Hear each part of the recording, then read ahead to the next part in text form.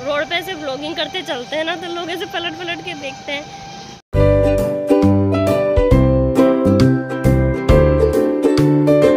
बादल हो रहा है और पता है बारीक बारीक बूंदाबांदी भी आ रही है।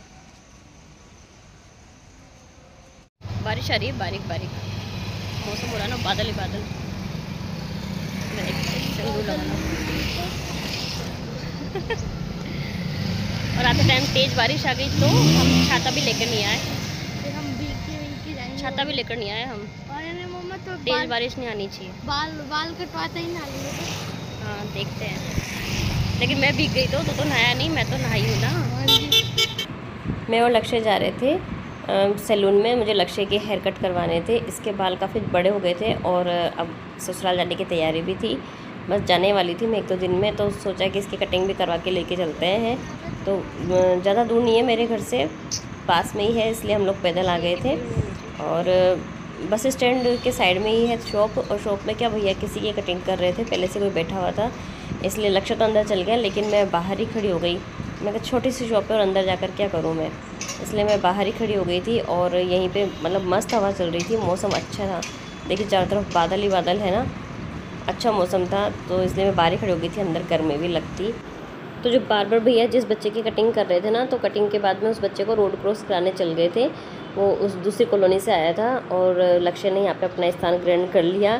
फिर भैया भी आ गए थे और भैया लग गए थे लक्ष्य की कटिंग करने के लिए। मैं ना जब भी आती हूँ ना मैं टोंक, तब यहीं से करा के लेके जाती हूँ। बाकी और भी है, लेकिन वो बच्चों की कटिंग करने से मना कर देते हैं। लक्ष्य क्या हिलता डुलता ज़्यादा है ना, इसलिए। तो यहाँ पर इसकी हो गई थी कटिंग ऑलमोस्ट, और इसको मालिश करवाने का बड़ा शौक है। कहता भैया को कि मेरे ना सिर पे मालिश कर दो। तो भैया इसकी मालिश कर रहे थे।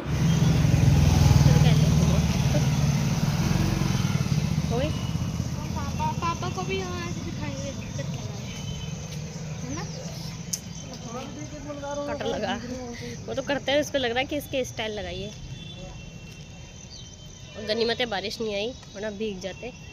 मौसम तो मस्त है, ठंडी ठंडी हवा चल रही है। साबुन ले आते हैं ना। हाँ यही नहीं ला देती इसको सैलून में ही, है ना। ऐसी उल्टी उल्टी बातें करता है ये।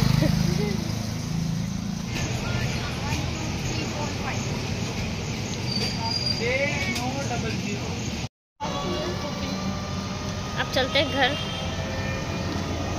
देखो मैंने पल्स ले ली, पल्स।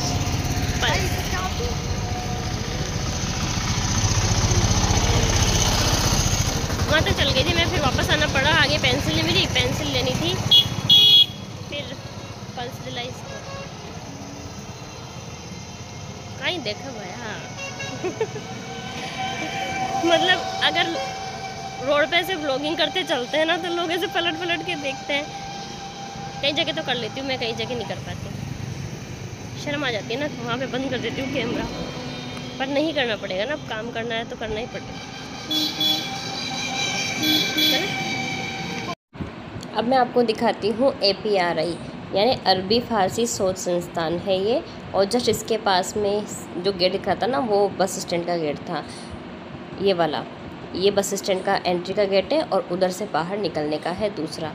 तो ये बस स्टैंड है और जस्ट इसके पास में ये APRI है, अरबी फ़ारसी शोध संस्थान है इसका पूरा नाम। और पता है आपको, ये पूरे इंडिया में एक ही है जो मेरे शहर में स्थित है। जीके में क्वेश्चन भी आता है कि APRI कहाँ है, तो APRI है टोंक में। देखिए घटाएं छा रही है, आएगी बारिश, मस्त बारिश आएगी। यहाँ है ये जो दिख रहा है ना पीच कलर का, यहाँ ख़त्म होती है APRI। बस स्टैंड से शुरू हो रही है और यहाँ तक ख़त्म हो जाती है। साथ चल, आगे मत भाग, बहुत गंदी आदत है इसकी, आगे आगे भागता है। रोड पे गाड़ियाँ निकलती हैं। साथ चल बेटा। कई लोग ऐसे चलाते हैं ना गाड़ियाँ अंधाधुंध।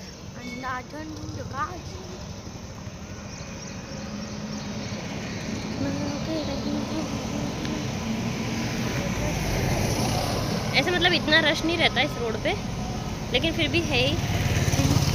बस स्टैंड के साइड ज़्यादा रहता है, थोड़ा आगे निकल के आगे ना हम, इतना रश नहीं रहता। लेकिन भरोसा नहीं है ना, क्योंकि इधर पेट्रोल पंप आ जाता है, फिर इसको कहाँ मुड़ना कैसे मुड़ना है, तो वही चीज़ है। आ गए हम घर, बस हो रहा हमारा घर। इस बहाने वॉक भी हो गई। बहाने तो क्या, इसकी कटिंग करानी थी। इसके पता है बहुत जल्दी बाल बढ़ते हैं ना, कटिंग करा के लेके जाना जरूरी था। जाते ही स्कूल जाएगा ना, अभी आते आते बाल बढ़ गए। बढ़ेंगे बाल तो आते आते ही। अब शाम का समय हो गया था और यहाँ तैयारी हो रही थी डिनर की। और पता है डिनर में आज हम बना रहे थे, हम मतलब मैं तो सिर्फ खड़ी थी, काकीसा और बिट्टू आज बना रहे थे जगरे की बाटी। मतलब ये जो गोबर के, जो गाय के गोबर के जो कंडे होते हैं ना, क्या बोलते हैं इनको, उपले, कंडे, छाने, जो भी बोलते हैं, तो इनको आग लगा के इनकी जो वो हो जाती है ना, आप ही देख लेना क्या बोलते हैं, मुझे नहीं पता उसका नाम। तो बस इसी का मतलब, इसमें जो आग होती है ना, उसमें ही बाटियाँ सेकी जाती है, तो इसको जगरा बोलते हैं। बस मुझे इतना पता है कि जो बन जाता है ना उसको जगरा बोलते हैं, तो इसको कहते हैं जगरे की बाटियाँ। तो यहाँ पर ये दोनों इन कंडों को सिलगा रहे थे, यानी जला रहे थे, और उसके बाद में जो इसमें आग होती है ना वो बना रहे थे। सिलगाना ही बोलते हैं राजस्थानी में तो, कि कंडे सिलगा रहे थे। हाँ, सर्दी में तो मज़ा आता, पास बैठ जाते हैं। नहीं अतरिसी काई होती सर्दी में, तो सिकाई कौन बेगी सी, सर्दी में ज़्यादा था। और देखिए मस्त वाली गर्मी थी। और ये जो पोर्शन है ना, ये घर काकीसा का ही है। काकीसा के घर के पीछे एक खाली क्वार्टर था, तो काकीसा ने वो भी परचेज़ कर लिया, ख़रीद लिया था। तो उसी में यहाँ पे पीछे जगरा लगाया था। और जगरा जब तक तैयार हो रहा था तब तक इन्होंने बना लिया बाटी का आटा। तो यहाँ पे इतना सारा आटा, क्योंकि हमारी फैमिली थी और काकीसा की फैमिली में इतने मेम्बर नहीं थे, काकीसा, काकोसा और 2 बच्चे बस। बाकी हमारी फैमिली में ज़्यादा मेम्बर थे। पर काकीसा के इधर क्या खुली जगह है, हमारे घर में जगह नहीं थी ना जगरा लगाने की, इसलिए यहाँ पर आ गए थे कि भाई वहीं पे एक साथ बना लेंगे और फिर खा लेंगे। तो यहाँ पे बिट्टू और काकीसा लग रहे हैं मेहनत करने में, क्योंकि बाटी का आटा भी थोड़ा सा टाइट लगता है ना। और मैं भी आ गई थोड़ा सा नाम करने की, हाँ मैंने भी काम करवाया है, बैठा नहीं। तो यहाँ पे दोनों आटा लगा ली। उसके बाद बाटियों को शेप देना था, तो 2-4 बाटियों के मैंने भी यहाँ पे शेप दिलवाए। करना चाहिए ना काम, चाहे से नाम के लिए ही करो, लेकिन थोड़ा काम तो करना चाहिए ना। तो यहाँ पर बस बाटियों को शेप देना था और उधर जगरा तैयार हो गया था। और मैंने ना फर्स्ट बार, मतलब अब तो शायद मैंने देख ली तो मैं बना लूँगी, लेकिन मैंने आज तक जगरे की बाटी नहीं बनाई है। किसी दिन मैं भी ट्राई करूँगी। और बिट्टू ने भी ससुराल में जाके सीखी है, हमारे के घर पे जगह नहीं है वरना हम बना लेते। तो बिट्टू अच्छी तरह से बना लेती है अब जगरे की बाटी। तो यहाँ पे ना देख लीजिए वो कंडे हो गए थे ना, तो उसके बाद उनको ऐसे फोड़ लिया जाता है और उसके बाद में उसके ऊपर रख के और इन बाटियों को उलट पलट करके सेका जाता है। और जब उसके बाद जब ये थोड़ी सी ठंडी हो जाती है ना, इसमें आँच नहीं रहती और ये सिर्फ राख गर्म होती है, तो उसके बाद में फिर इसे सेका जाता है। पहले तो इनको उलट पलट के अच्छे से सेका जाता है बाटियों को, और बहुत टेस्टी लगती हैं। मतलब खाई तो मैंने कई बार है, लेकिन मैंने बनाई कभी नहीं। ट्राई करूँगी मैं भी एक बार कि कैसे बनती है। अब जब बाटियाँ सिक गई थी ना, तो हल्की हल्की सी कच्ची थी और यहाँ पे ये पूरी आंच भी वैसे हो गई थी। बस राख, जो ये राख होती है ना, ये गर्म थी। तो उसके बाद बाटियों को ऐसे राख के अंदर दबाया जाता है, मतलब बाटियों को रख के और इस राख को उसके ऊपर डाल देते हैं।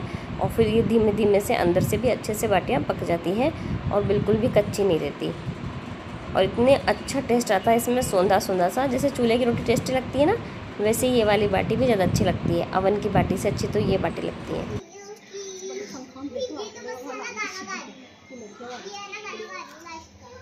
देखना इधर, ये देखो इसकी हालत।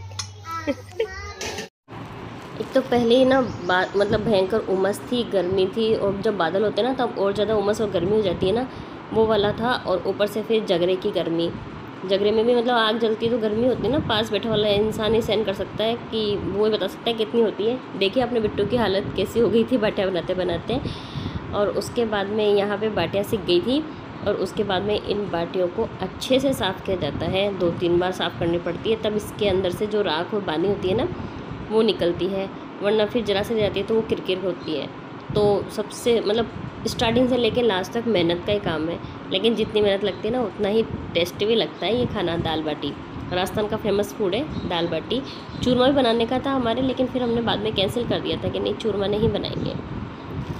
तो यहाँ पे घर पे दाल बन रही थी और यहाँ पे बाटी तैयार थी, और बाटियों को सबको अच्छे से साफ़ कर लिया। और उसके बाद में बारी थी इनको घी में डुबकी लगाने की। तो लीजिए आज का हमारा डिनर दाल बाटी तैयार है। और कैसा लगा आपको वीडियो? अगर अच्छा लगा हो तो प्लीज़ लाइक करना, शेयर करना, सब्सक्राइब करना। मिलते हैं एक नए वीडियो के साथ, तब तक के लिए बाय बाय। खमा गणिसा, टेक केयर।